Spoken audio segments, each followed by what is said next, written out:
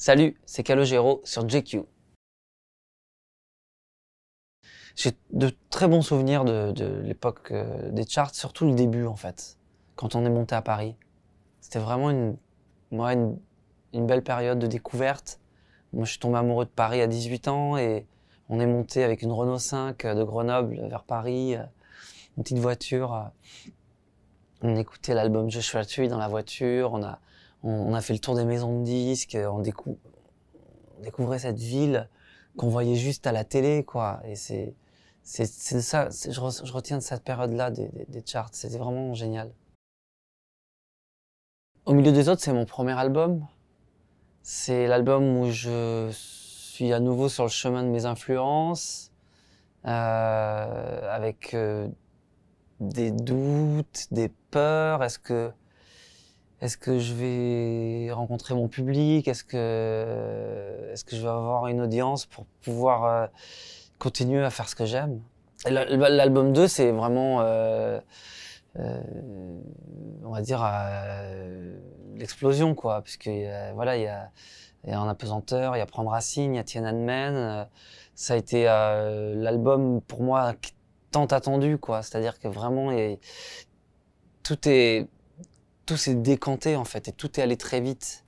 On a alors je me rappelle qu'à l'époque de Au milieu des autres, on a fait le Café de la Danse, l'Européen.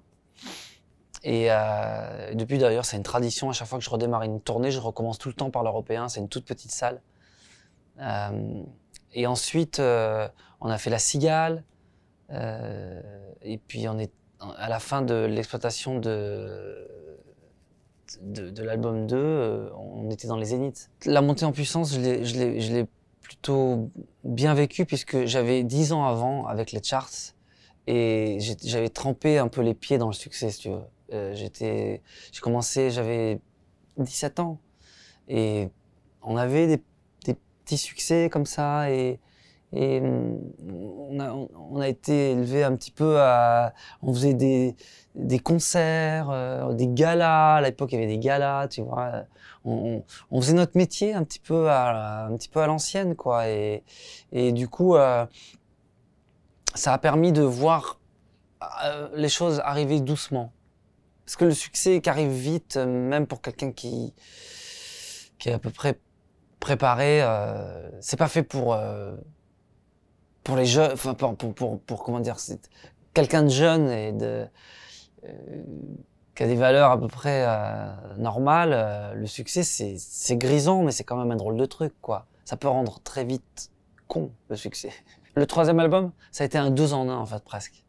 En fait, l'album 2, l'album 3, l'album 3, ça a été une re-explosion.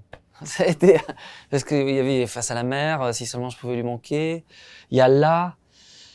Donc ces deux albums-là, ça a été 6 ans, vraiment, enfin c'était phénoménal, quoi. Enfin, on était tout le temps sur scène, des grosses tournées, des gros zéniths. C'était génial, quoi. Franchement, fabuleux. Pomme C, ça a été vraiment un album où on est parti d'abord l'enregistrer dans un lieu complètement insolite, quoi. C'était dans un château de Toscane, du Moyen-Âge, donc pas de studio. On a fait venir tout le matériel dans le château et on a enregistré l'album en plein air sous des voûtes dans le Chianti, en plein milieu du Chianti. Donc déjà c'était un son différent, c'était une volonté différente.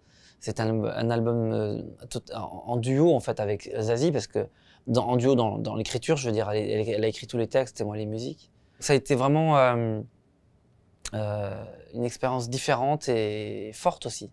L'embellie, en fait, c'est un album où je sortais d'une période amoureuse douloureuse et voilà, c'est un album où c'est comme une régénération, quoi. Enfin, quelque chose une renaissance, une nouvelle un redémarrage de ma vie personnelle. Et il y a cette première collaboration avec Jean-Jacques Goldman sur la chanson C'est dit, où il signe le texte de C'est dit. Et ma première collaboration aussi avec Dominique A, sur le passage des cyclones. Et j'attends. Ce qui est génial avec les feux d'artifice, c'est que c'est une réexplosion à nouveau. Et ça, c'était vraiment fabuleux parce que ouais, j'ai 40 ans passés à l'époque de feux d'artifice et bon, on peut se dire bon, il a connu le côté un peu comme du phénomène du moment à l'époque de l'album 2, l'album 3. Et les feux d'artifice, c'est reparti quoi. Ça a été vraiment une magnifique aventure humaine avec les gens, avec cette chanson, le portrait. Et puis Un jour au mauvais endroit, qui parle d'un fait divers qui s'est passé là où j'ai grandi, à Échirolles. Deux gamins qui se sont fait lyncher à mort pour un mauvais regard, à cause d'un mauvais regard. Un peu de la même manière que l'album 2, l'album 3, les feux d'artifice et Liberté chérie sont un peu liés, c'est un peu la suite, quoi. Et, et, et là, c'est complètement autre chose parce que je reviens avec une chanson complètement dansante, en fait. Enfin, on m'attendait pas du tout avec cette chanson-là qui était Je joue de la musique. Et c'est vrai que Je joue de la musique et 1987 sont des chansons qui ont, où j'avais pas l'habitude tellement d'aborder ces rythmes-là, en fait. Et la tournée a été magnifique. En fait, j'ai toujours fait des tournées à chaque album. J'ai pas fait de pause au niveau des tournées. Centre-ville, c'est un album qui s'est fait sous le confinement. La première chanson, c'est On fait comme si, faite dans mon salon, confiné comme tout le monde, avec toutes les inquiétudes qu'on pouvait avoir à ce début de confinement. C'était particulier. Les fenêtres ouvertes, le piano qui résonne dans la cour de l'immeuble, les premières notes comme ça qui sortent, et l'envie d'être utile avec cette chanson, avec Bruno Guglielmi, qui est l'auteur du texte. On a voulu verser les droits pour les hôpitaux de France et les hôpitaux de Paris. Et puis ensuite, au fil du déconfinement, les chansons plus positives sont arrivées. Et la découverte aussi de mon studio, qui était en pleine construction en fait. Et dès qu'on a commencé à se déconfiner, on a enregistré l'album dans le studio. Et donc c'était la découverte du lieu et c'était vraiment génial. Tous les musiciens, on s'est retrouvés là. Ça a été une expérience finalement joyeuse. Bah, les grands déclics, c'est des belles rencontres. C'est d'abord quand j'étais môme, j'ai rencontré France Gall juste comme ça en lui parlant dans un restaurant à Grenoble. Rien que le fait de lui avoir parlé, ça n'a pas du tout. Enfin, je veux dire, ça a été un déclic dans ma tête, quoi. Elle m'a jamais. Ça n'a jamais été ma marraine ou quoi, elle a jamais parlé de moi à la télé, mais sauf que le fait de lui avoir parlé, ça a été. Je me suis dit, tiens, il y a quelqu'un qui m'a écouté, qui m'a parlé. Ma rencontre aussi avec Pierre-Alain Simon, qui était mon producteur pendant longtemps. Et puis ma collaboration aussi avec mon frère, Gioacchino, avec qui je compose souvent. Alors je compose pas avec lui parce que c'est mon frère, c'est parce qu'il est fort. Et c'est vrai que par exemple dans la chanson Le Temps, dans l'album, ça c'est typiquement notre collaboration. J'ai fait le couplet sur un quai de gare, et lui il a fait le refrain dans l'Eurostar, et on s'est retrouvés à Londres tous les deux parce qu'on partait en week-end à Londres. Et on a collé les deux et ça donnait Le Temps. L'album de Mel, c'était une expérience assez marrante parce que c'est la première fois que j'avais l'impression de faire l'album pour l'une de mes filles en fait. Parce que c'est une autre génération, c'est d'autres envies et je sais pas, j'ai tout de suite vu chez cette fille, je pense que c'est quelqu'un qui, elle fera quelque chose, Maëlle. Elle a une différence, une singularité quoi, dans la voix, physiquement, je trouve qu'elle ressemble à Romy Schneider déjà. Et elle a quelque chose d'à part. Et ouais, J'ai beaucoup aimé faire. Ça a été une expérience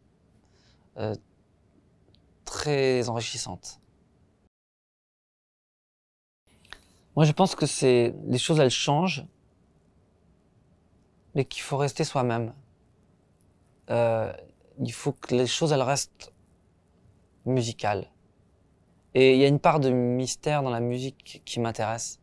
Et aujourd'hui, c'est vrai, avec les nouveaux formats, on te demande souvent de te décaler de la musique. Oui, mais ok, ta musique, elle nous intéresse, mais raconte-nous un peu autre chose pour donner du contenu. Et je trouve que là, c'est moins mon truc. Je préfère rester focalisé sur la musique et quitte à ce que ce soit différent, bah, c'est pas grave, je suis comme ça. Moi, ça fait longtemps que je suis au digital. Ouais, ça fait longtemps. Mais en même temps, ce que je trouve dommage dans le digital, c'est que pour les musiciens, les auteurs, les compositeurs, on voit pas le nom de qui a fait quoi. Et d'ailleurs, c'est la nouvelle génération un peu qui, comme ça les intéresse un peu moins. Moi, quand j'étais en studio, quand j'étais môme, on parlait des heures d'une caisse claire, d'un batteur qui donnait un coup sur une caisse claire, du son qu'il avait, de ce qu'il utilisait. Aujourd'hui, les mômes, parfois, ils parlent pas le même langage. C'est moins axé sur les instruments. Alors c'est différent, c'est une autre lecture, mais ils ont du talent aussi. C'est juste que c'est pas le même. C'est des changements, quoi. Il faut. De toute façon, la vie est comme ça. Le changement, c'est la vie. Hein. Sinon, l'immobilisme, c'est la mort. C'était Calogero sur JQ. Vous pouvez vous abonner à la chaîne pour voir d'autres vidéos.